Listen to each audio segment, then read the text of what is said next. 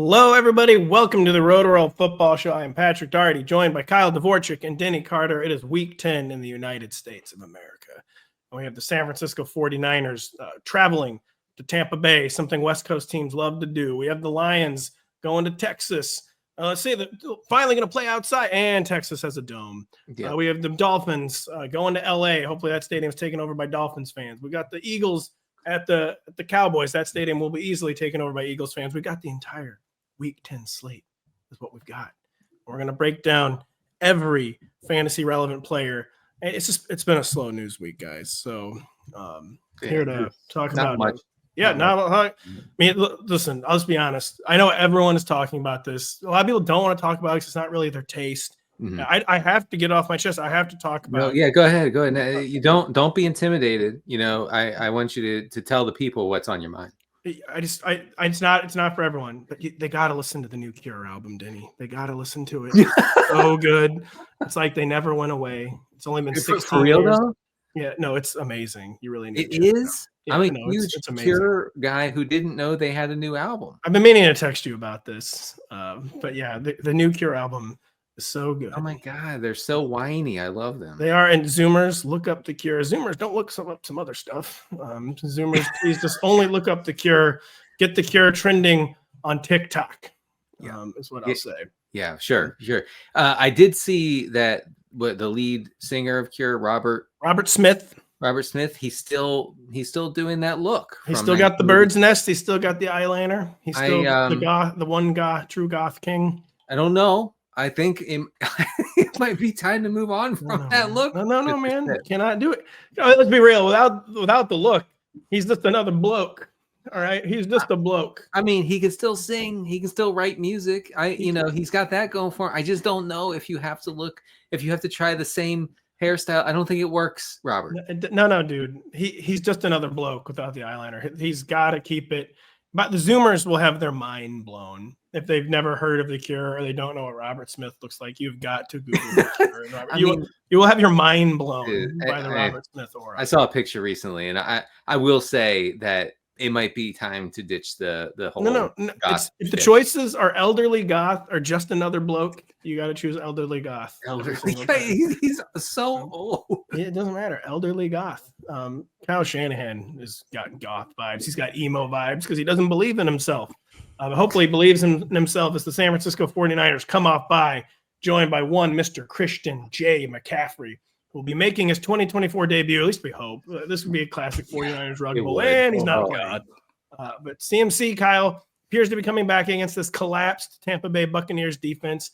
It's easy to have doubts about a player joining the season 10 weeks in, but we're not worried about Christian McCaffrey producing top 12 returns right off the jump, correct?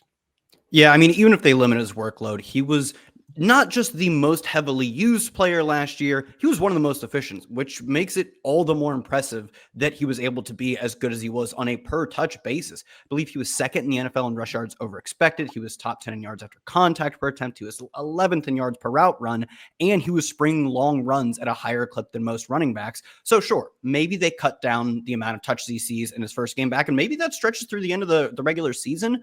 He's so good on even a per-touch basis, let alone the fact that I do think he'll get back up to a strong role, that sure, maybe you don't rank him as a top 5 running back in his first game back, but are you leaving him out of the top 10? No. And frankly, if you just want to rank him as top 5, just go for it. Have some fun. I did him top 8 or 9. I can't remember the exact. And basically the rank I did was, listen, you're not benching him, obviously. And we can quibble on the exact spot. Yeah. My gut, Kyle, is 12 to 15 touches. I kind of doubt we get 20 touch CMC, but 12 to 15 touches as you laid out. Even 9 to 10 touches for CMC probably gets him into the top 12. 2 of those are goal line touches. 4 of those are screens where it's great blocking and he springs a long one. The touches that they take away from him, in my opinion, are most likely to be 2nd and 10 at the 50. Go ahead, throw that touch out. Don't care about that one. So, Denny, we have CMC returning. We also have Jauan Jennings returning. And just how do we sort out a 49ers receiver core? They should have Jennings back, should have Ricky Pearsall maybe ramping up even more in his second game back from injury, this one after a bye. Kind of great timing for Ricky Pearsall. He makes his NFL debut. He gets 2 weeks to go over the film, consider what he learned, what he did not learn. And just how are we approaching these guys? And basically are both Jauan, Jennings, and Ricky Pearsall in standard 12-team redraft league lineups? That I think it's pushing it a little bit here. I mean, the Niners should score a lot of points because the Bucs defense is bad. So I'm not saying that they're necessarily bad plays, but first of all, sure sounds like it. On the CMC front, you don't plug him into your lineup and just assume that he's going to be active. You got to check on that. The most sickening rug pull is on the table for Shanny. I mean, and Shanny's been living his whole life for this. Let's be clear. Yes. And also, I said this on Tuesday's show. Make sure Isaac Guerendo is rostered in your league, okay? Because if CMC gets the rug pull, then it's Guerendo season, I think. Anyway, yeah. So last week, Chris Conley led the team in routes. Yeah, cut his mic. Who cares? We don't need to talk about that. So I think that Jauan Jennings would just slot in there and take those routes. Pearsall was targeted on 15% of his routes so far through 2 games. That's not strong at all. It makes me wonder a little bit about his ability to command targets. He plays, 1/3 from the slot, and Bucs have been pretty bad against the slot. You could do worse, I guess, than Ricky Pearsall, but definitely don't look at him and be like, oh, this is the week for Pearsall. I don't know about that. I think Pearsall, even the Bucs are such a good matchup, man. But I do think Pearsall is probably outside the top 40. Denny, I share your feeling that it's probably Guerendo season coming off the 49ers bye. Jordan Mason, he's aggravated the shoulder twice. Guerendo's maybe looked more explosive and effective. Jordan Mason is practicing in full. So we're going to find out who the backup is or who the emergency starter would be. I have suspicions it could be Guerendo, but Jordan Mason practicing in full will play. Kyle, on the other side of the ball, is the Bucs backfield rotation just kind of becoming useless for fantasy purposes? Or do we just not have that luxury because running back is not very deep and we're going to have to actually decide between Bucky Irving, Rachaad White, so on and so forth? It's been looking very grim lately. Yeah, I kind of fall in the latter camp of you just don't have that luxury in week 10. We're back to 4 teams being on bye this week. Injuries running rampant, especially at wide receiver, but at running back as well. You have to make something of it. And I think the thing we hang our hats on is we have 41% of the carries over the past 3 weeks going to Bucky Irving, just over 10% of the targets. That's not a lot, but he has always been a bet on efficiency. That's similar to what his role was early in the season. We were saying he should get more, but you can at least play him as a desperation flex play. I do think the ceiling in terms of touches in a single game is probably capped because Sean Tucker is still out there getting 15 to 20% of the carries, the same amount of snaps roughly. You can't play him, but it does make it really frustrating to play the rest. I'll stick with Bucky, but Pat, where'd you rank him? I would put him RB 33, 4. They're just perennially at this point right now in the RB 28 to 34 range. Yep. I gave Bucky the ever so slight rankings advantage, but there were several times where I just thought about I'm just gonna flip these guys. Like it doesn't matter. This doesn't matter. None of this matters. None of this matters. No, but yeah, I thought about switching them. I did not. I believe I have Bucky, RB 29, Rachaad White, RB 32. Kind of choose your own adventure. They're both unsatisfying mid-range flex plays. Yeah, you can't even project for a pass-heavy script and that benefits one over the other because they're splitting routes too. Mm-hmm. Yeah. Denny, stream quote-unquote bakes. Without his receivers, Baker Mayfield is still kind of hanging around as a low-end QB1. 49ers are not a great matchup. The game total is great. We know Tampa is essentially an offense first team. They're going to be throwing a lot. Stream #bakes. Yeah, the Mr. Bakes, as we call him in the industry, will be dropping back a lot against San Francisco. The game total has actually gone from 46.5 to 50.5 over the past few days. Not quite. I guess CMC's involvement maybe. It started out high some places too. Yeah. They can't play defense, and the 49ers have so many weapons. Right. Niners opponents are about 3% below their expected drop back rate this season. That's the 4th lowest rate in the league. So they don't profile as a pass funnel, but I just can't imagine the Bucs trying to run it here or even being able to. One thing that Baker Mayfield may have going for him here, first of all, volume, but also the Niners allow. Well, no, I'm sorry, I completely messed up that stat. One thing he doesn't have going for him here is that the Niners allow the 3rd lowest completion rate over expected on the season. They really are shutting down. I think you can do better. I think I'm playing Matthew Stafford over. Well, yeah, I have Stafford ranked way ahead of Baker. Oh, okay. Who do you have near him? Get on my level, Denny. Baker Mayfield or Justin Herbert. Justin Herbert playing the Titans. Good pass defense, to be honest, in the Titans. I guess I'd go Bakes. Bakes or Jared Goff in Houston, Texas. Goff. That game looks fun. Like that should be Goff, fun. yeah. Goff, man, it's the home road splits. The line. Both these teams want defensive struggles. I'm smashing the under on Detroit and Houston, by the way. Baker or Aaron Rodgers. Rodgers. I like Rodgers a lot against the Cardinals. Baker, Oh, yeah, that's a good spot. Kyler Murray. Baker, Kyler Murray. Kyler Murray against the Jets. Yeah. Kyler, but it's uncomfortably close. Kyler's no good, man. Well, but also the Cardinals are going to run the ball exclusively against the Jets. Dude, Kyler has had 2 multi-score starts all season, and he has 2 total rushing touchdowns. Like, we need to kind of stop. Well, I said a couple weeks dual ago, threat free pass. I said, look, if you can get a 40 to 50 yard rushing score from Kyler every week, you're set. You're set. We're set. You are set. We're set on Bucs 49ers. We're on to Germany. I have German ancestors. A lot of people in this country do. We love our Germany games at 9:30 a.m. Eastern on Sunday mornings for some reason. So yeah, being sent to Germany rather than sully American shores. Giants Panthers checks down with the game total around 41.5. It's the second Bryce Young start. Denny Young had one of his better starts in Week 9. That's not really saying much though. Mm-hmm. Was there any reason for optimism for Young in this passing attack against the team colloquially known as the G-Men? No. I get that he looked like feasible last week or whatever against the Saints defense that honestly by all indications quit on their coach. They're not in that position this week. The Giants are pressuring the quarterback at the 5th highest rate in the NFL. They're really getting after it. Bryce Young completely melts under any kind of pressure. I don't even see him as a desperation super flex. And honestly, the best case scenario for the Panthers is that they just keep away, right? And they just keep it on the ground against the Giants defense that, they can be had on the ground. Yeah, the thing with the Bryce Young quote unquote good start in Week 9 was the main takeaway is that it wasn't bad. Like it wasn't good. Right. It just for the first time, he kind of kept the chains moving. He avoided the horrific negative plays, only took 1 sack for the fourth time in his career. He took 1 or 0 sacks. 6.6 yards per attempt was his 5th highest ever, which just shows you how low the bar is for Bryce Young. So not high. Baby steps in that he avoided the catastrophic plays, the turnovers, but it's not like he was really advancing the cause of this Panthers offense. And not that I've seen people get out there, oh man, I'm Bryce Young. I'm so encouraged now. But yeah, it was the baseline is that it wasn't a disaster. And that's kind of where Bryce Young is trying to rebuild from. Dan, we're supposed to ask Kyle about this. He's having some technical difficulties.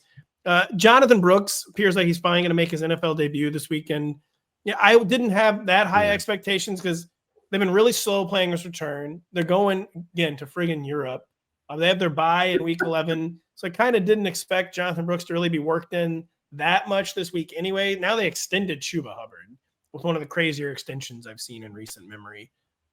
So do we have any fear for Chuba with Jonathan Brooks? I mean, anything to expect other than like a few change of pace handles for Jonathan Brooks, basically. Yeah, I think that's probably the best case scenario for Brooks is like 5 to 6 touches in some capacity, like the Miles Sanders role, I guess. I really don't think you have to worry too much. If you have Chuba Hubbard, stay in line and continue starting Chuba Hubbard. Yes, because he's going to be, it's potentially like 17, 18 touches here.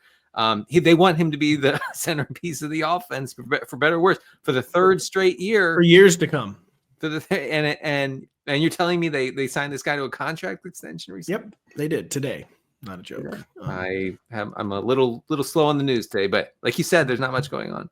So yeah, especially if you live in the state of North Carolina, stay in line and start Jonathan. keep starting him, or excuse me, Chuba. Or whatever. Either one of them. Denny, which Giants do we even care about? It's a real plus matchup.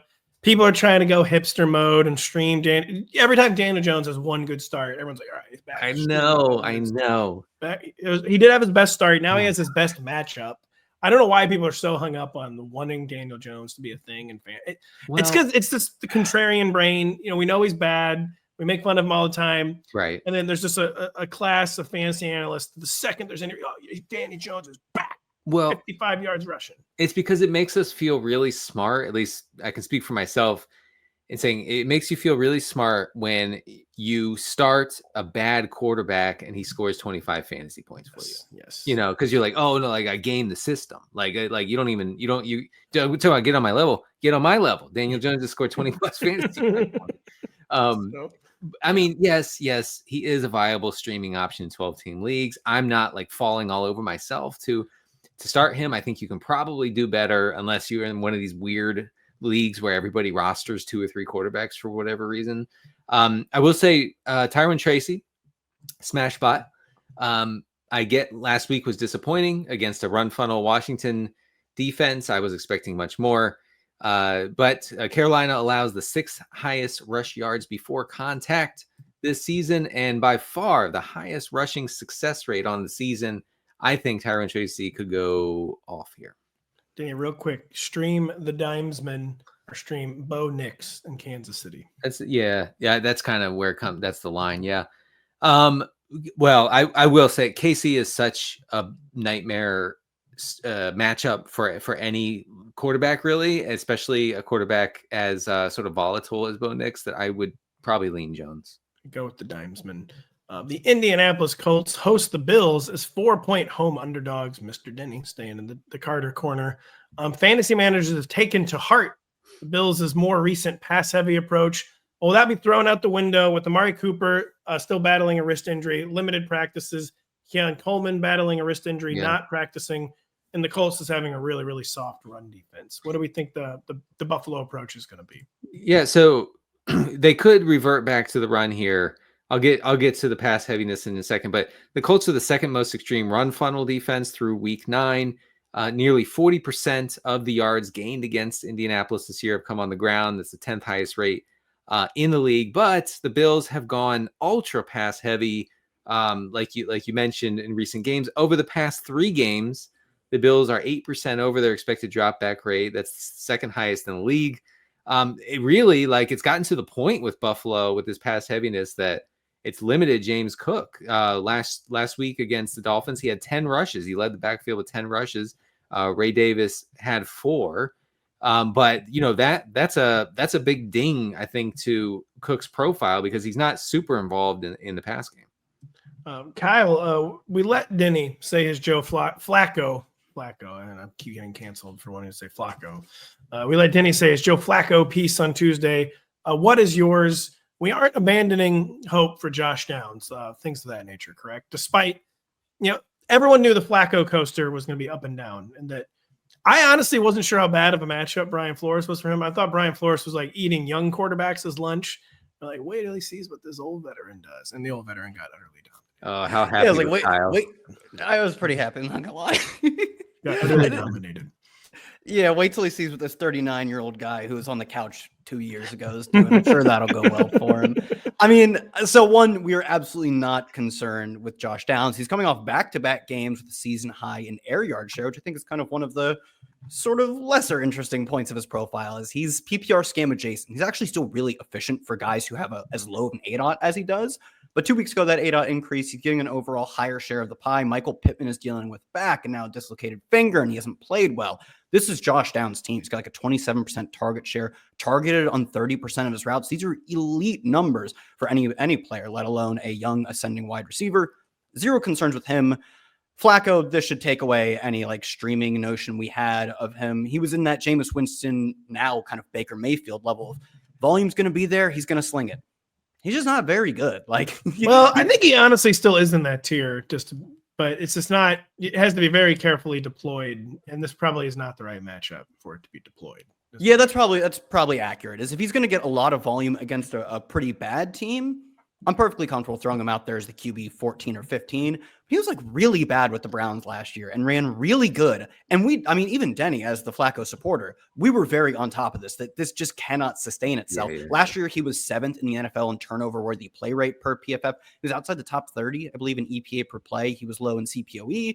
but he was aggressive and it was working. He kind of hit the 3 or 4 game parlay, and going into the playoffs, both Denny and I were like, this cannot hold. At some point, something has to give. And of course, that Texans game, they got routed. And that's the style of play he's playing, is this cannot hold. And it didn't even hold for 1 week this time around. It'll get better at some point, but the lows are still going to be really low, I think. Emphasis on some point, because the upcoming schedule is the Bills, the Jets, the Lions. Then they do get a Patriots or a respite. But then it's the Broncos. Respite. Yeah. It's like, how do you freaking pronounce this word? It's a word you read often. Yeah, I've written this word a lot. Like, what the hell is this word? I'm not getting around here. What is this word? So it's a tough schedule. Denny, any final words on the Bills' backfield, as you already kind of touched on that? Yeah, well, look, Pat's guy, Ray Davis, got away with it last week. He ran That's despite not converting a goal line carry. He still got away with it. I'm curious. He ran 3 routes last week. He caught both of his targets, had that long touchdown. James Cook ran 21 routes. So it's still James Cook's backfield. I'm sorry to Pat. 2 shots, 2 kills for Ray Davis is what it sounds like to me. Yeah, that's James Cook is stuck between 50 and 60% of the snaps, but his usage has not been changing at all, despite ongoing Ray Davis season, ongoing podcast season when we come back right after this. It's a showdown in the Lone Star State this Sunday evening. Watch Jared Goff and the Lions take on CJ Stroud and the Texans as both teams fight for playoff position down the backstretch of the season. Coverage begins at 7 p.m. Eastern, only on NBC and Peacock. So yeah, guys, the slumping Texans host the Lions as home underdogs and will likely be doing so without Nico Collins, Kyle, who has remained out of practice again on Thursday. Things have gotten kind of grim for CJ Stroud, who is not on the Week 10 QB1 radar, despite what could be a shootout. The question is, are we starting any Titans pass catchers beyond Tank Dell, or is Dalton Schultz, even with 4 teams on bye, it's not really a credible tight end one anymore?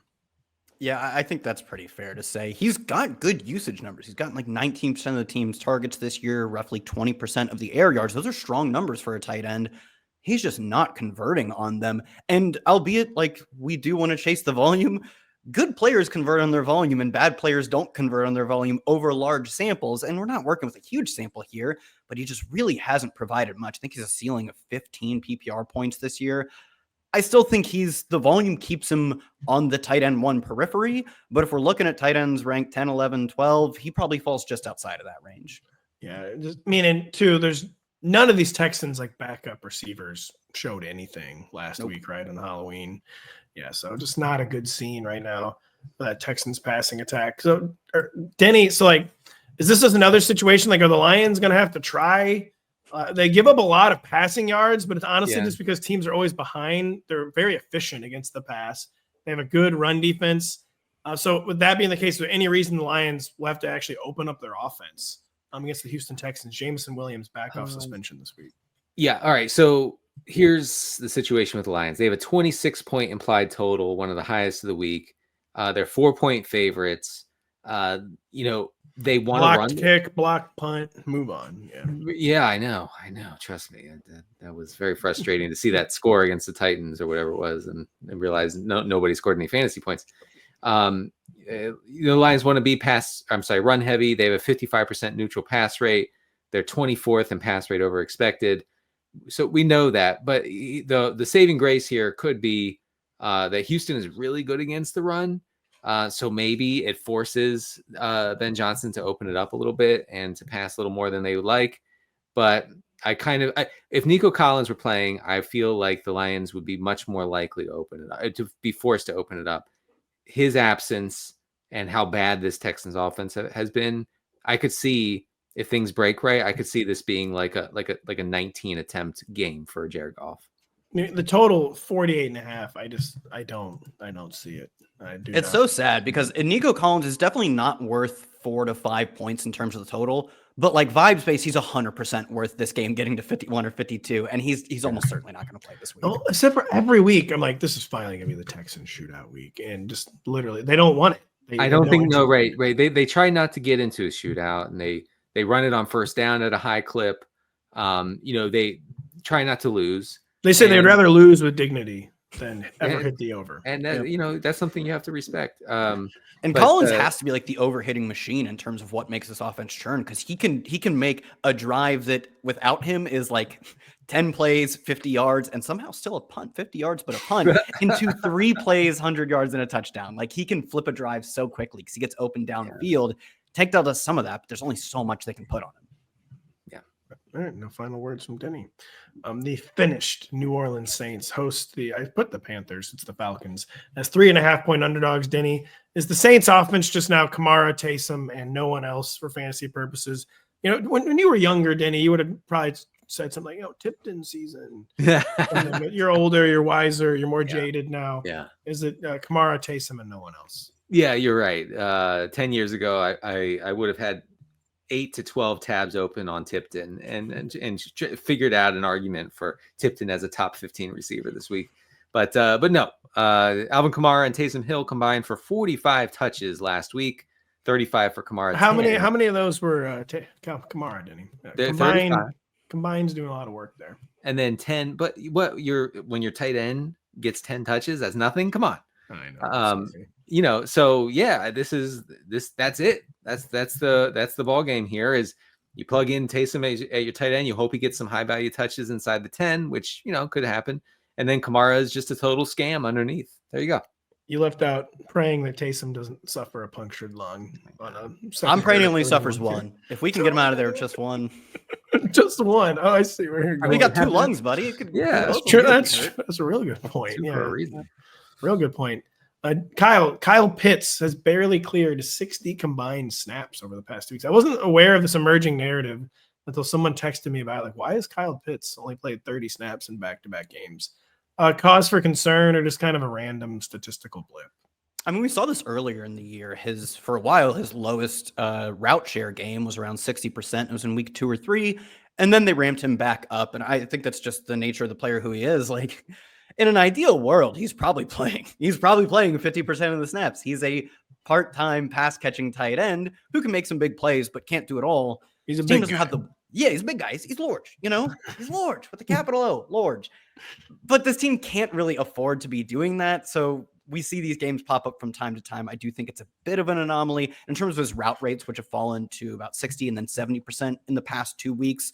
He's also been chipping in as a pass blocker a little bit more. Also, something you don't want to do. Dude, do not make Kyle Pitts pass block. One pass blocking rep is one too many for him. And that's generally been the case for him throughout the year, is they don't use him like that. I do think it's a sort of random matchup anomaly, and he'll get back to large route rates, poor efficiency stats, one big play going forward. That's what we love. That's what we want to hear. Denny, how are we handling Drake London potentially playing at less than 100% health? We think he's playing. He's been getting in limited practices. The vibes seem good there. He was on the exercise bike last Sunday like he wanted to come back in. Mm-hmm. Any cause for concern or just like typical high volume Drake London usage? I don't think any cause. I mean, check Rotoworld on Sunday and just make sure that everything's a full go for Drake London. But I actually wrote up the Falcons in the Funnel Defense Report, which will be published tomorrow on the site. And last time the Falcons played the Saints, they were 11% over their expected dropback rate. So that could be real good for someone like Drake London. Real good for someone like Drake London. I had a final thought there. What did I need to say? Are you trying to roll it into a pun or something? No, I was like, what the heck? I had something I needed to say about Drake London. Something about Ray McLeod, perhaps? No, God, no. For the life of me, it's eluding me. So we're moving on. The Commanders host the Steelers as only 3-point favorites. Seems low to me, Kyle. The big change here is Mr. Mike Williams, rival in Pittsburgh. But this doesn't really move the needle for this offense in fantasy, does it? And by the way, I'm sorry to change gears here. Marshawn Lattimore has been traded. So very good news for Drake London and the Falcons. But yeah, Big Mike. Which Mike Williams is this? He's not the big one. Big Mike is retired. This Mike Williams is also big. I think he's like 6'4". He's huge. So. This is the third Mike Williams, I believe. He's now on his third team since last December. How does this arrival impact the Steelers offense? Yeah, like you said, it was you made this joke on the Tuesday show, and I think you would repurpose it from Twitter. The checklist of reasons to get you on the team as far as Pittsburgh trading for a wide receiver. Are you Van Jefferson? Checkbox, no. Please, Mike Williams, welcome to the team. Big change. Van Jefferson, 95th among just over 100 receivers in yards per route run, and you have to scroll all the way up to 94th to get to Mike Williams. It's not like a big. It means nothing. It means nothing. Well, he's a way better player. He's coming off injury. Maybe he's. I think the thing is, I don't know if he's a way better player anymore coming off of the ACL tear. He has not been a better player up to this point. Of course, the potential for him to be better is very obvious, but he hasn't shown it. I also think just for your yards per out run to be high, you don't just have to get open. You have to have your quarterback throw to you. And there was 100%. Aaron Rodgers. Yeah, Aaron Rodgers had no interest in throwing Mike Williams the ball. Oh, did you hear what Mike Williams said? He was like, no please. He was like, I can't remember the exact quote, but he's like, I was hurt during the off season. I wasn't able to practice with Aaron. Aaron likes his guys. And, what happened, if we're being honest with each other, Mike Williams ran one wrong route and he got thrown off the team. Yep. Literally, without exaggeration. We saw it. Like, I know, look, I'm going to get gaslighted by 100 Jets fans. Okay. That never happened. Aaron Rodgers said that he would take a bullet for Mike Williams. No, I know. I saw what happened. Mike Williams was like, yeah, I ran the wrong route. I'm out. I'm out of the city of New York. Sorry. Brian Robinson getting in limited practices. We do think he's back this week. Are we excited about this? Or are we not excited about this? Sounds like you're excited about it. I'm not entirely excited. They basically have like kind of a 3-headed backfield at this point. Brian Robinson. Yeah, man. Come on, man. You're giving Amari DiMercato a head here. Wow. Now I'm really confused. Oh my God. Yeah. What the?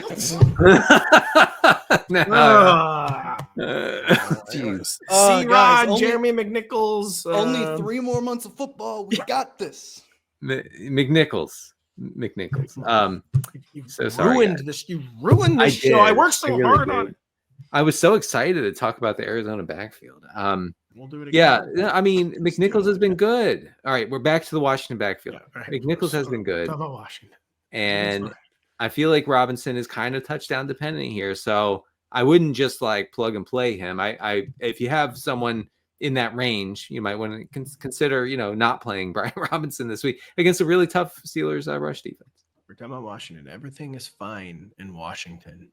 The Rams host the Dolphins with a total north of 50. Denny, we aren't exactly getting poor performances from Miami's post Tua return, but it's still not the 2022, 2023 production we've grown accustomed to. Any reason for this Dolphins offense in LA with a game total north of 50?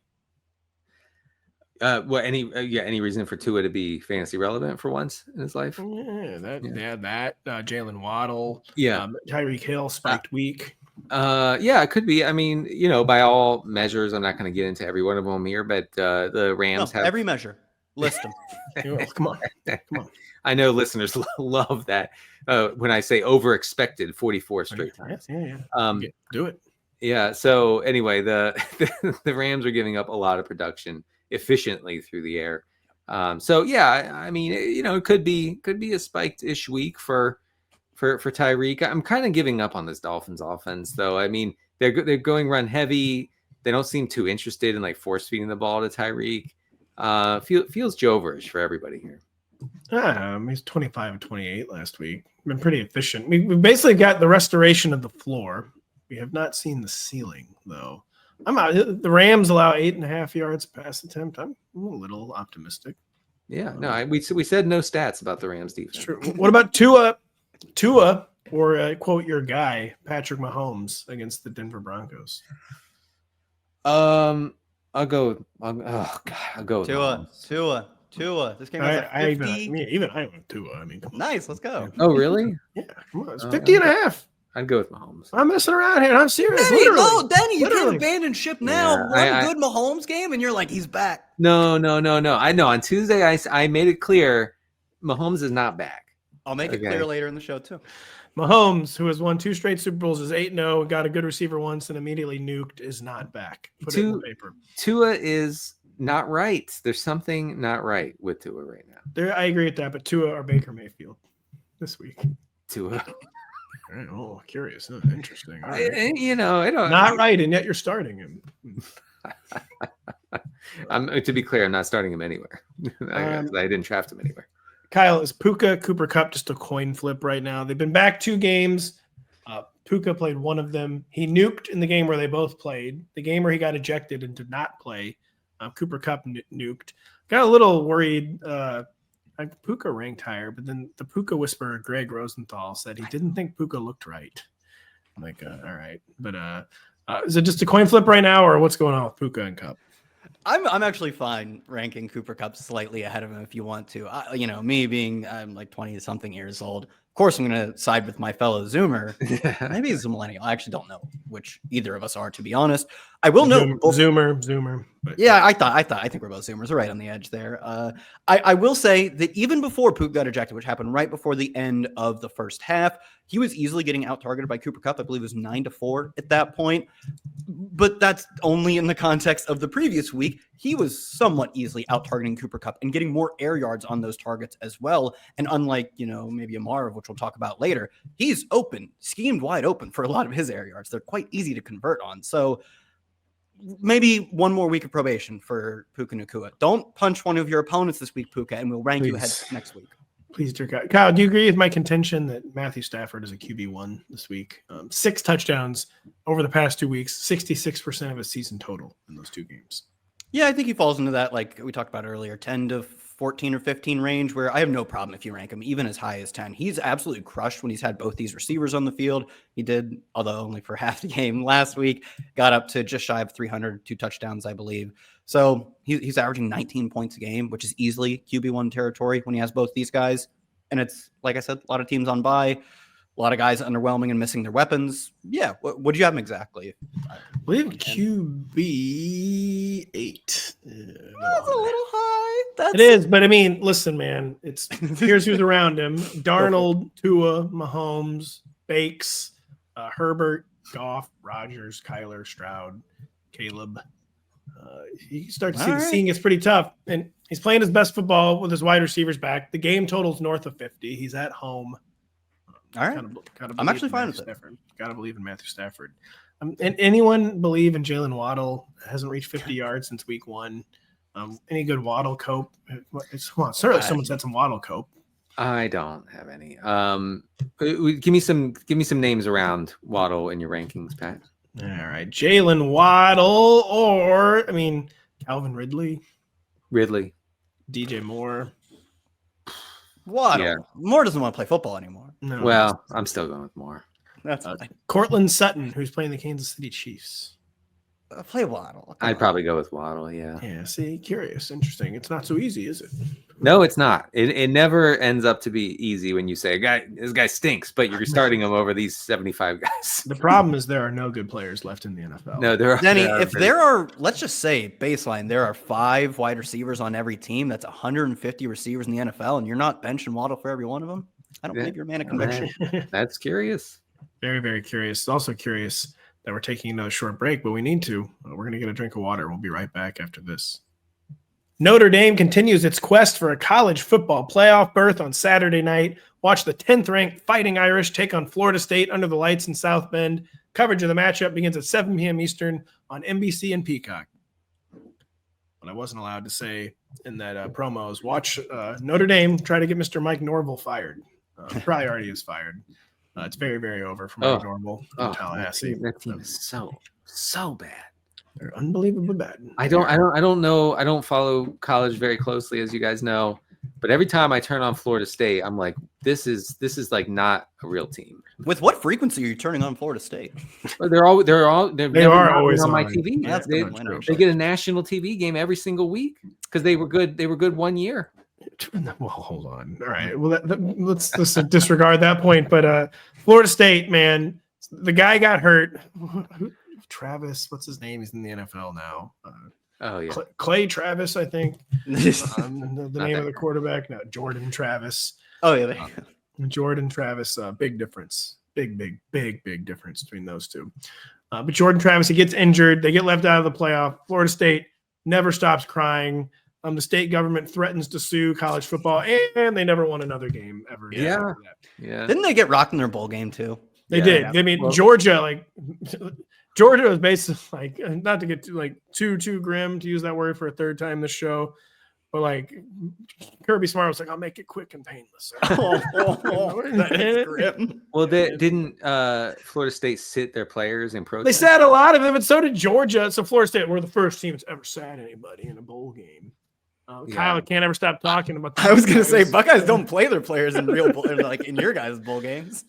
Guess what? We still won. So we still won. Hang a But you didn't banner, like brother. that. Losing to listen, you have to take down a banner when you lose a game to Mizzou. So put that in your pipe and smoke it. The drain circled. Jacksonville Jaguars catch the Minnesota Vikings as 5.5-point underdogs. This line's gonna be raising because Trevor Lawrence is ruled out. Kyle. Brian Thomas Jr. was a massive Week 9 disappointment as he played hurt, and now he's a tough matchup. Any reasons for Week 10 optimism? And I just realized, what if this line doesn't drop? What if the quote bookmakers think Mac Jones is about as good as Trevor Lawrence? Absolutely love to have Trevor Lawrence be the highest paid player in the history of the league, Kyle. Such a bad contract. Any reasons for BTJ optimism? I mean, he ran all the routes last week. They didn't seem to limit him in that capacity. He didn't earn a lot of targets, so understandable. Maybe he was a bit of a decoy, but I'm going to say at least if you're out there for like 97% of the routes, he was out there for every passing play, essentially. He can't be that hurt, but oh man, the loss of Trevor Lawrence, who, good or not, the one thing he did, the thing that kept him afloat from truly bottoming out this year was like Brian Thomas down there somewhere. He did that pretty well, and it worked. He did that pretty well, and it worked extremely often, both ways around, because he was top 5 in PFF passing grade. He's one of the most successful deep passers this year. He was last year. Mac Jones was one of the worst deep passers the last time we saw him start. So maybe they, understandably, should just build the entire plane out of Brian Thomas targets: short, intermediate, deep, behind the line of scrimmage, left, right, center, all of them Brian Thomas. I don't know if that's what they're going to do, and if they continue to use him as a high-efficiency deep threat, Mac Jones cannot foster that efficiency. The line has gone up to 7, by the way, so Vegas still has a little respect for Oh, our guy. respect. Quote our guy T-Law. He Even though accounts for 1.5 points. man, there's no difference between Trevor Lawrence and Mac Jones. Stop. No, there really is not. Just stop pretending. Denny, is there any sense to be made of this Jaguars backfield, which I guess has become more important in the absence of Trevor Lawrence, who is clearly visibly better than Mac Jones? This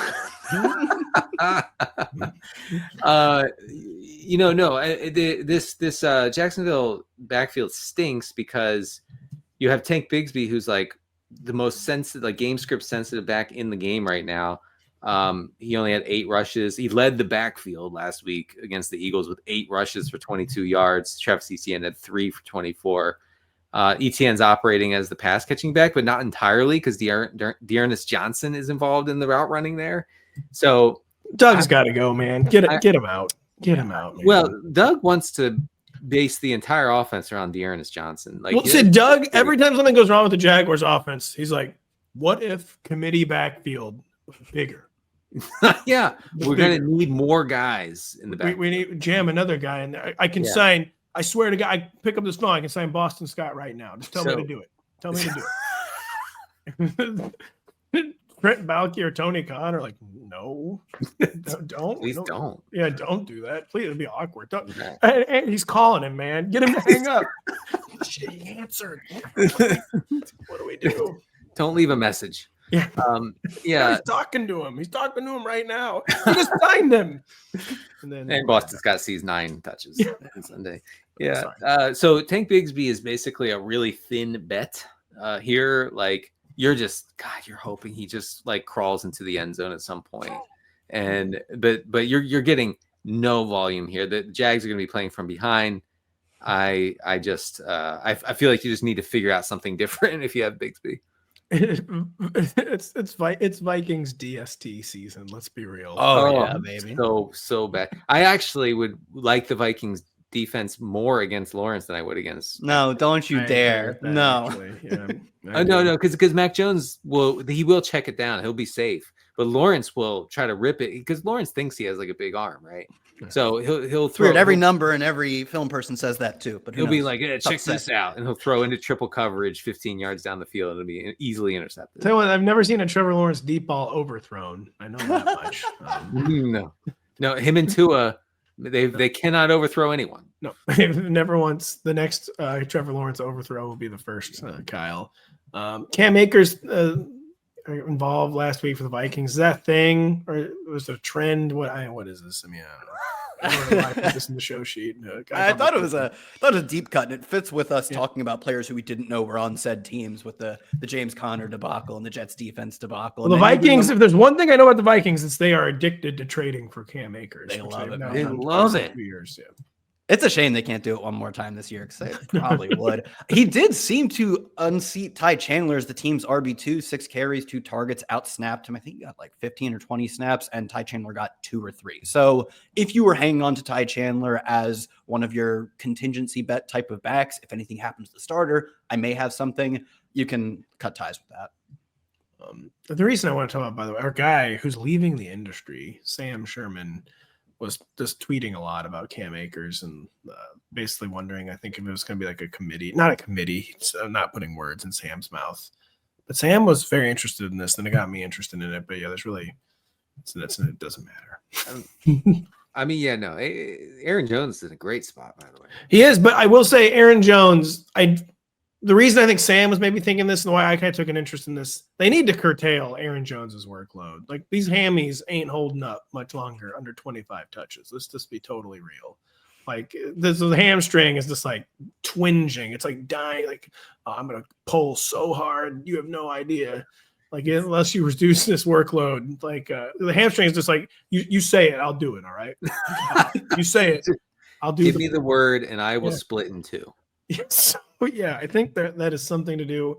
They didn't truly trust Ty Chandler for like a volume role behind Aaron Jones. And then maybe they're going to give Cam Akers a shot at that, Denny Carter. TJ Hawkinson was back for the Vikings last week. Limited usage, snap counted. Anything of note there? Is he in the top 12 yet for fantasy purposes? A guy who, when he's healthy, when he's right, is kind of living in the top 5 or 6.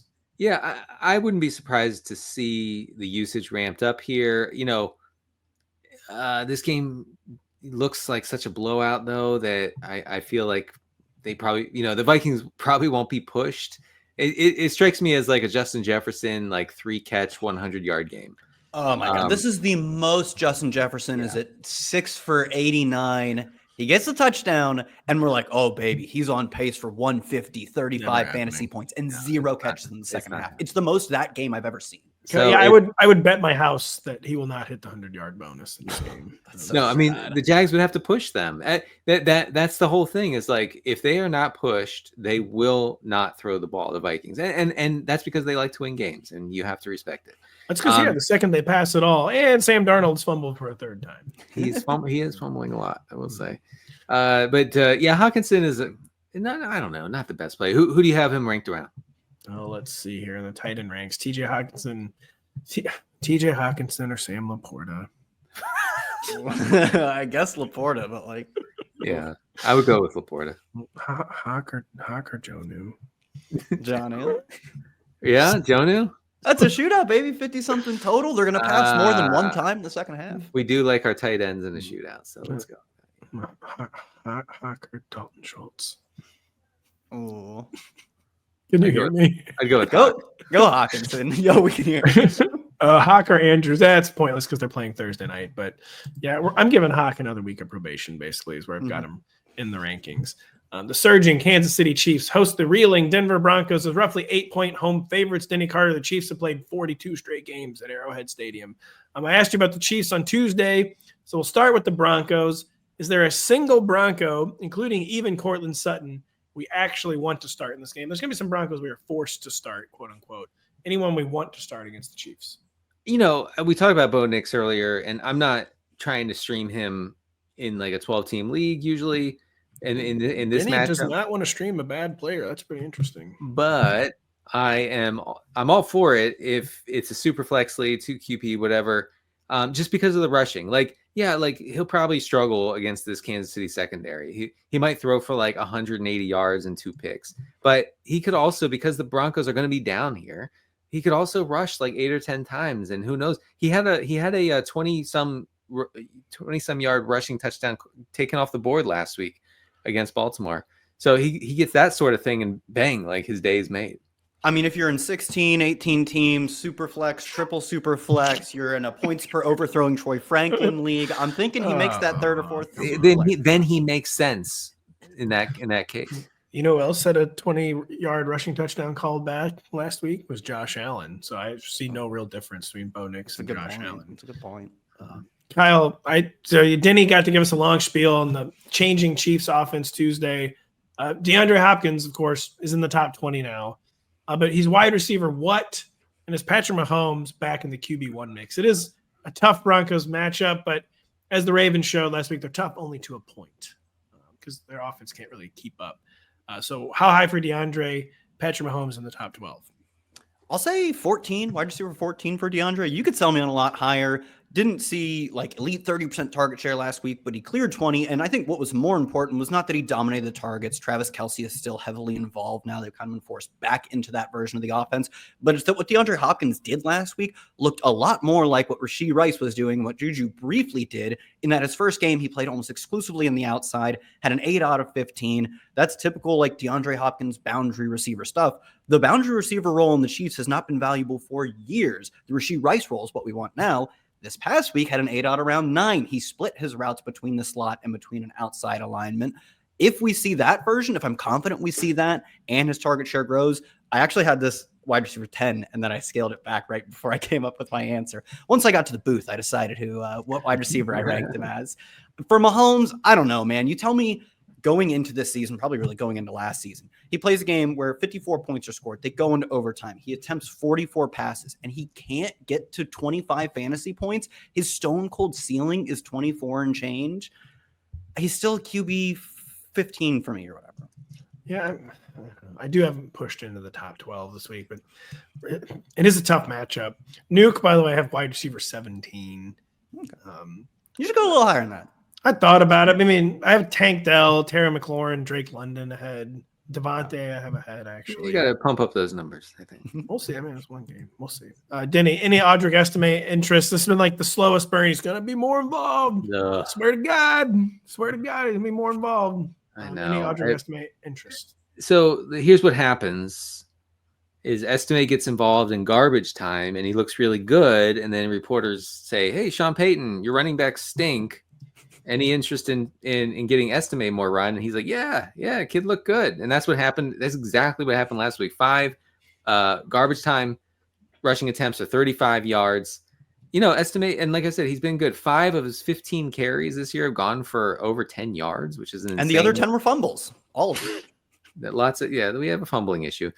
Just to give you an idea, so 5 of 15 for Estimate have gone for over 10 yards. Javonte Williams, meanwhile, 108 attempts. He has 8 rushes of over 10 yards. Javonte ranks 48th out of 50 qualifying running backs in PFF's elusive rating. Javonte is dust. So for it to be over for Javonte, of course, had to ever begin, and he had to ever be good. But you forget that one. Come on, there was one primetime game where garbage time, end of the second quarter, he caught like a 40-yard pass, and they didn't get the field goal off because I think they wasted the time getting him a 40-yard pass. And it was one of the greatest moments of my life. Javonte's his pre-injury, it was bad because before he got hurt, he was never in a good offense. Then he got hurt. And Javonte is going to, unfortunately, I think, be one of those weird careers where circumstance got the better of him. Mm-hmm. The injury ruined Dallas Cowboys host an Eagles team that's returning Dallas Goedert, but could be missing Devontae Smith, maybe A.J. Brown. They were both practicing on Thursday, actually, Kyle. Nice. So could get a full house in this Eagles offense. But it's your turn to take a crack at the Cowboys' injury misery. Are we still starting Jake Ferguson? I mean, the answer is yes. And what about Rico Dowdle as a big home underdog with Zeke Elliott back in the lineup after a 1-game suspension? I mean, are we starting Jake Ferguson? He's kind of in that Dalton Schultz range where he's getting a good amount of the team's targets, 19%. But he's got an 8 out of 5. He's like a running back plus level of usage in terms of where his targets fall. And he's good in terms of target share, but you're getting a mid to low value PPR scam roll on what will ultimately be one of the worst offenses in the league, out Dak Prescott now. If you can start someone else over him, I would, but I understand tight end's an ugly position per usual. But you could have picked up someone like Jonnu Smith, who had easily start over him. You could have probably picked up Cade Otton at some point, who's obviously starting over him. Lots of potential waiver wire adjacent players that you should have stumbled onto before staying here with Ferguson. And Cade, Gronk. You love to see it. You absolutely love to see it. Oh, producer Adam has a perfect one. Hunter Henry or Jake Ferguson? Henry, easily. No. I would go with that. What is your issue with Hunter Henry? No. This one is nothing to do with Hunter Henry, who I have ranked higher than ever this week. Unfortunately, it's all about Jake Ferguson and the Ferg Daddy. And for a while, I thought he might not be startable. Dude, Cooper Rush. This guy ain't reading all that. He's not going to survey the field. He's like, where's the tight end? Where's the guy who's open 6 yards down the field? Let me jam it to him. It's like not even open, though. He's like fully covered 6 yards downfield. Jake Ferguson is going to be Cooper Rush's special project.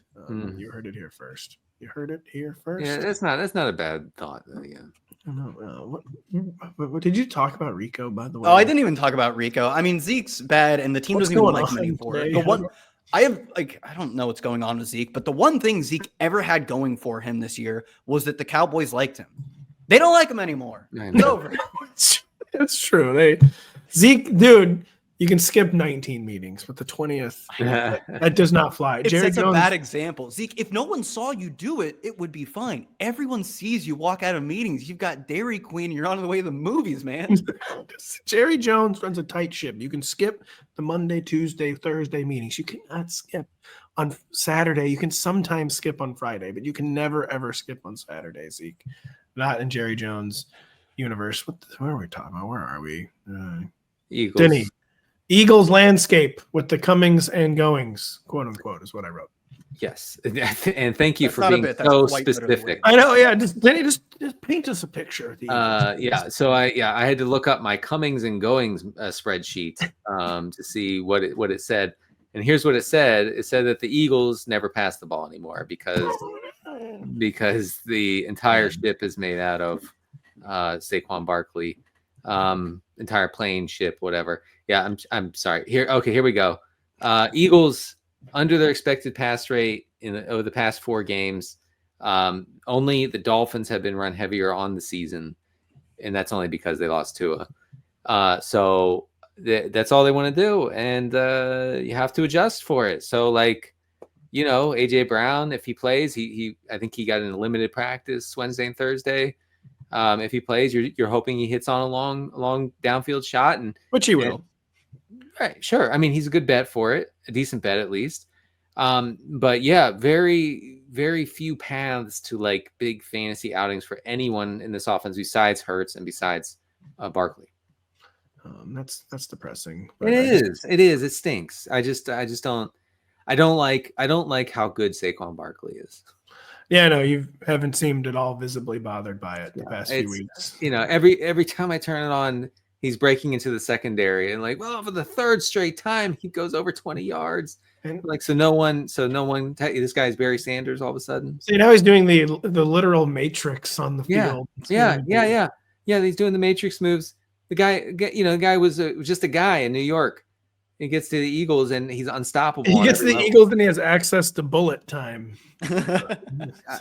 It's amazing. I mean, they actually might be the first team that gets carried to the Super Bowl by a running back, which would obviously destroy my entire worldview. But the first team since 1992 is what you mean. Say Terrell Davis. Yeah. Well, I guess actually, you're right. What are we talking about here? We're moving on. In need of weekly dubs, as they're known, the Jets visit the desert, Denny. Last week, we finally saw the offense gangrene envisioned when it acquired Davante Adams. This is a good matchup, and the Cardinals are both wideouts, both being Davante Adams and Garrett Wilson, pushing for wide receiver 1 value. And who do you prefer? Oh, yeah. I mean, you got to prefer Garrett Wilson. I was going to say Williams for some reason, but Garrett Wilson, similar target share, but Wilson seeing way more air yards any way you cut it. So, Davante Adams kind of being treated as a scam, which is fine. He's in play, certainly, in 12-team leagues. But Garrett Wilson has, I think, way more upside here. The Cardinals don't pressure the passer at all. Rodgers should have time to sit back there and sort of pick them apart. They're really bad, particularly at defending passes between 10 and 19 yards. And, that should be really good for both of these guys. I should say Wilson and Adams. And I think Rodgers is like I said earlier, a nice little play. It doesn't matter, but who do we prefer between Wilson and Devontae? I have Wilson ranked a little higher. Oh, it's Wilson quite I think it's easily. Wilson, He's yeah. seeing a ton of targets, but they're backed by really strong air yard shares. Like he's up to 48 or 49% of the air yard shares since they traded for Devontae Adams. And not only that, but previously, if you told me he's getting a bunch of air yards, I'm like, well, he's extremely well covered on all these plays because you don't have to focus on anyone else. The rate at which he's been double teamed, understandably, has plummeted since they acquired Devontae Adams. So that's a good stat. really strong role for him. Not a bad one for Devontae, but like this is a top 5 role for Wilson. Rare trade that actually has panned out totally as expected, Kyle. Something not panning out totally as expected is Marvin Harrison Jr. on the Arizona Cardinals because Kyler is not good. What is the latest on the dismal MHJ times heading into a rough matchup with the Jets? Kyler said it's quote, too hard to get the ball to a generational wide receiver prospect. Yeah, I mean, last week he did next to nothing. I mean, the passing attack in general did nothing. They just ran the ball with reckless abandon. All of their running backs, I think, scored. Actually, maybe James Conner was maybe the only one who didn't score a touchdown. But DeMarcado and Trey Benson both did. Both played well. And, of course, James Conner, even without getting the touchdown, he got over 100 yards. They ran the ball. They didn't need to pass it. Why would you? If Kyler Murray's not any good, just don't pass the football. No, I actually think he's been really disappointing this year. I agree with you. I wholeheartedly agree with you. I'm sorry. Yeah, I've been particularly you guys. I saw you guys name 100 players in the NFL today. I'm like bad, good. like, did you just say? I'm trying to think, can't think of a funny. Did bad to say Darnell Mooney's good? Yeah, he's easily the best receiver in the NFC. I've been on my Dynasty team for 6 years, so he's amazing. That's a good point. No idea what you were talking about, Kyle. I'm not even kidding. I totally forgot what you were. We're talking about Marv. That's fine. Guys, there are 4 teams on bye. We've got an extra 30 minutes on this show with 4 teams on bye. Let us cook. Yeah. We still saw on a very small pie a ton of volume go to Marvin Harrison last week, 26% target share, 2/3 of the air yards. But I will note, I said 2 weeks ago, Denny making this dumb face where he laughs at players who get the ball farther than 5 yards downfield. And it's upsetting me. And I don't like it. And I'm going to take it up with HR, which reminds me, Pat, can you explain the process? Because you've been so good at it. I'm not allowed to comment on that anymore. We've currently paused all litigation, Denny and I. So. But I pointed out last week that a lot of what we saw 2 weeks ago now, I pointed on last week's show that he broke out 2 weeks ago, partially because they were giving him a lot of deep breaking routes. They weren't just telling him sprint straight down the field and pray Kyler, who's 5'4", can see you. That wasn't the plan for one single week. And then they immediately went back to last week. No breaking routes. 40% of your routes are just go routes. It doesn't, I don't know. They don't have a ton of interest in using him creatively, so it makes him extremely volatile, and this is a really bad matchup for him to hit the ceiling outcome. Denny, give us an abbreviated version of your Cardinals backfield spiel, which you, of course, famously accidentally gave us. That's what you get for talking about Mike Williams. I know, sorry. Totally, yeah, I messed that up. All right, here's the abbreviated version. Cardinals like to run. James Conner still lead back. James Conner still seeing a lot of high-value touches, and the Jets are not very good at defending the run at all. I think the Cardinals will try to be very run-heavy again against the Jets because they were run-heavy last week, and it worked beautifully against the Bears. The Los Angeles Chargers host the Tennessee Titans as touchdown plus home favorites. Kyle Dvorchak. We keep talking about the Bolts offense and the fact that it's been passing more. Is it enough to maybe start talking about Justin Herbert as a QB1 again? A conversation we've kind of gotten into over the course of the show a few times, but is Justin Herbert pushing back into at least like the top 15, which would set him up to occasionally be in the top 12? Yeah, I think that's a fair way to put it. I don't think he's going to be a weekly QB1. Their pass rate has exploded really since their bye, at which point Jim Harbaugh realized, he's like, oh, who's this Herbert fella? I didn't play him in college, so it's impossible to know who he is until you get to know him better. He's pretty good at football. Now they're at, I believe, a 3% pass rate over expected after being one of the most run-heavy teams. I will say one aspect of Herbert's game that we've seen in previous seasons, in 3 of his past 4 seasons, he has over 15 rushing yards per game. He had 3 rushing touchdowns in 3 of his 4 previous seasons. They have no interest in running with him, which maybe that's part of the bargain with them passing more, is that part of them not passing more was the injuries, which have now kind of repeated to Justin Herbert. It's okay to pass more, but we're still not going to give you any chances to run the football, increasing your chances of an injury.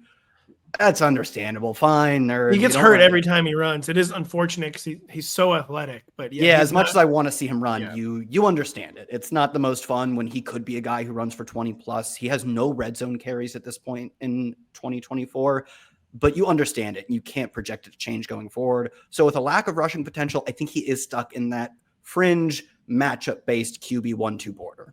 I'm reading game notes. It's like Justin Herbert ran once and tore his biceps somehow. Like, what?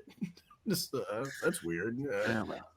Had one carry and it got plantar fasciitis or whatever it is for the rest of his life. Fasciitis. So yeah, not fasciitis. Fasciitis. I don't know how to say it. No clue how to say it. I do know how to say that I was a summer supporter of Quentin Johnston as a wide receiver 5'6". Any Quentin Johnston love. He came back from injury.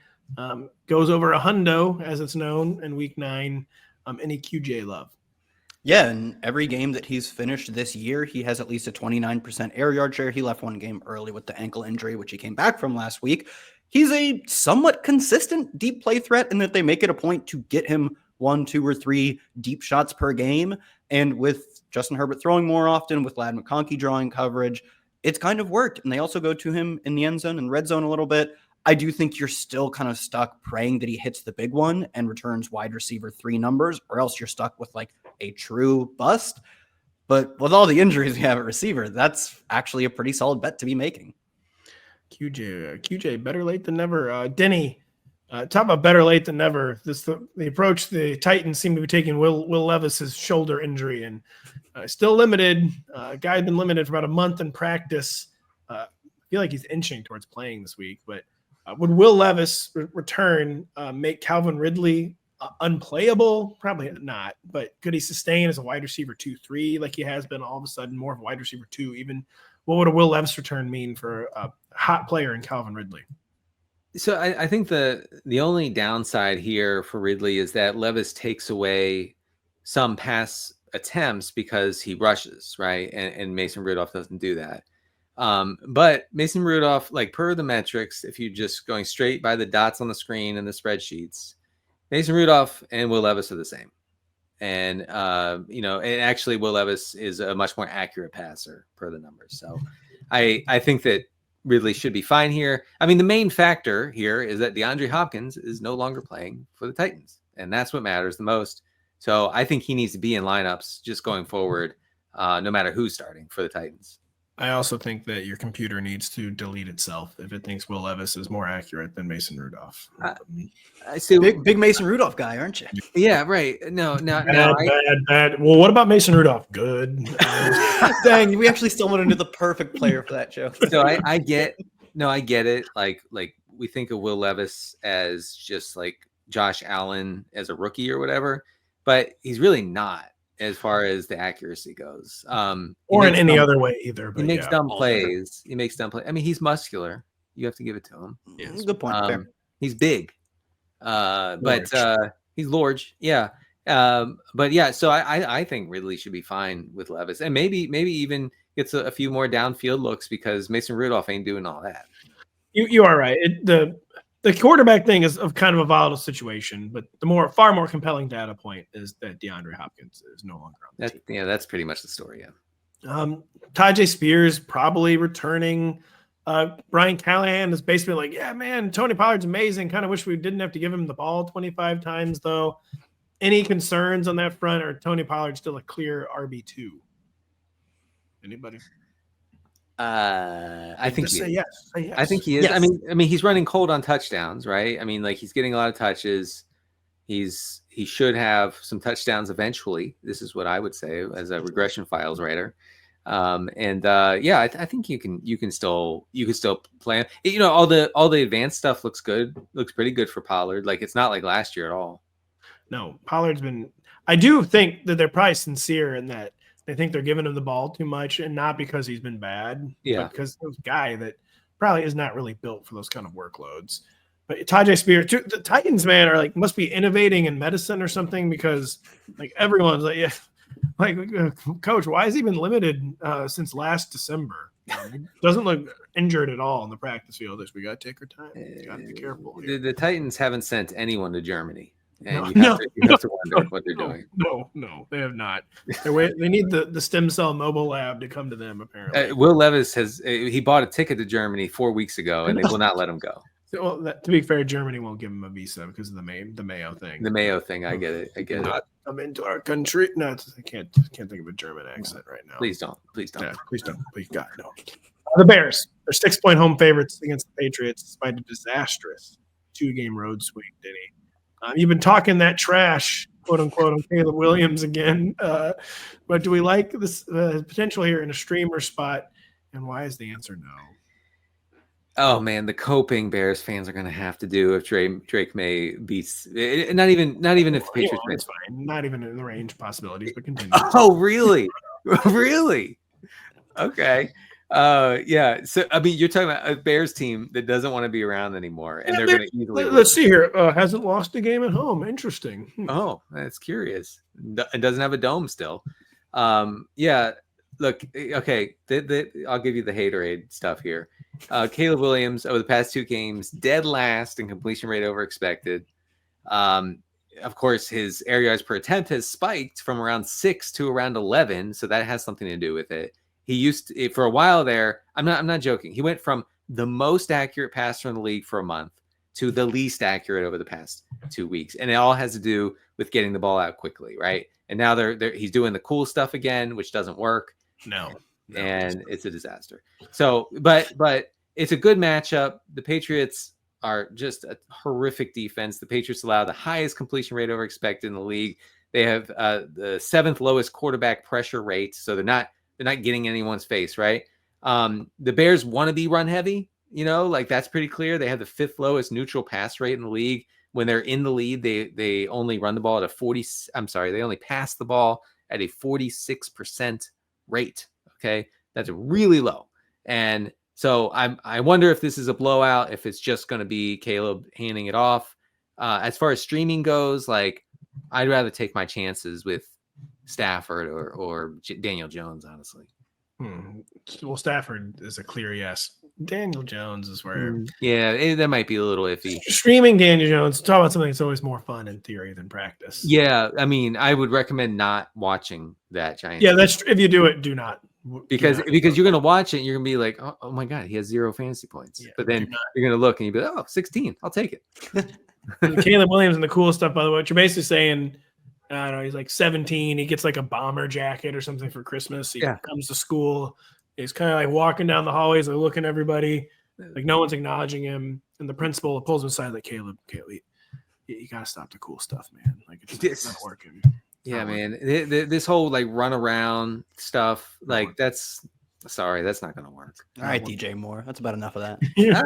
I mean, again, it's cool. It's impressive that he can keep plays going that long. He has good awareness. Okay, I'll give him that. But wow, man, you got to throw it. Eventually, you got to just step back and throw the ball. Has Matt Eberflus, by the way, in his investigation, found the real reason that DJ Moore walked off the field? They're still looking powerfully into why that happened. Because he was not hurt. Eberflus was contacted at the local hair salon, getting a new do to try to keep his job. Some coaches coach harder. Some coaches acquire players. Other coaches, change up the playbook. Matt Eberflus does the glow up. Yeah, let's go. Man. He's on that Ryan Day trajectory. Yeah. That's Ohio State head coach Ryan Day. Eberflus reportedly got a nose ring. Ryan Day refuses to let one gray hair enter his beard, making the most unnatural looking face I've ever seen in my life. And Eberflus is adding them. He's doing a touch of gray and a touch more and another touch. Do you guys think that Ryan Day does the hair color at halftime? Or seriously, it's got to be reapplied several times a day. Yeah, I mean, because he hustles into the locker room. Maybe it's just to paint over the one gray hair that creeps out. He's getting sweaty too. He's getting worked up on the sideline. Obviously, Ohio State's not covering the spread. They're only beating Hawaii by 38 at halftime. So he's getting anxious, getting sweaty like any good head coach would. He's throwing the headset, and it's got to start rubbing off because that's it was So cute, by the way, that anyone thought Penn State was going to win that game. I mean, Adorable. give me We a gifted freaking them a break, pick man. six. And they still couldn't win. I was watching a little bit of that, and I was rooting for Penn State just to spite you guys. I was like, Because Kyle knows, yeah, I'm a Buckeyes hater, but this stop. Like I was like, Kyle and Pat don't know nothing. Like Penn State's going to win this thing easily. Listen, I'm a diet on the wool Buckeyes hater, but I'm not going to sit here and pretend Penn State can even compete with Ohio State. Let's stop.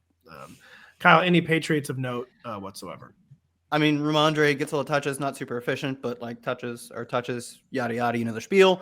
Hunter Henry, PPR's tight end 8. Pat, where's your god now? That's tight. He's in my tight end 10, if you must know. Deal. I'll take it. No further. No, your honor. No further arguments. Tight end 10 will be taken. Yeah. Well, I don't know. This rank. He's probably gonna be tight end 9 because I had Goddard ahead of him.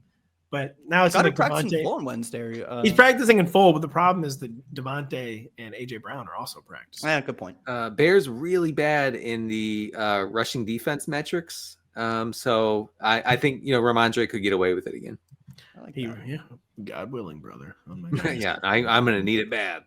Need it bad. I guess we need the show to end. We've been on a journey today. Talked a lot about Trey Benson. Talked a lot about everything going on in the NFL, though. Every fantasy relevant player. We hope we didn't get to him. We have Denny's regression files. We have Kyle's 32 stats. We have my rankings. It's got to be covered in there somewhere. If they're a newsworthy player this week, they're covered in the Rotoworld player news feed. Check that out. If we still didn't get to it, ask Denny about it in his chat at noon Eastern on Friday. So for Denny, for Kyle and Pat, thank you so much for listening. We'll be back Sunday evening.